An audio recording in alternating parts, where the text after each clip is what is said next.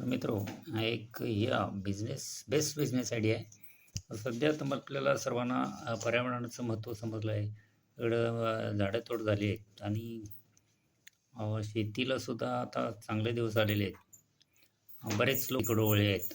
त्यामुळं हा बिझनेस आहे म्हणजे तो नर्सरी. नर्सरी म्हणजे झाडांची लोकांना फार गरज भासू लागली आहे. म्हणजे रोपं सगळ्यांना आता लागतातच. सगळे जास्त लोक आता या इकडे वळू लागलेत. तर हा एक बेस्ट बिझनेस आहे.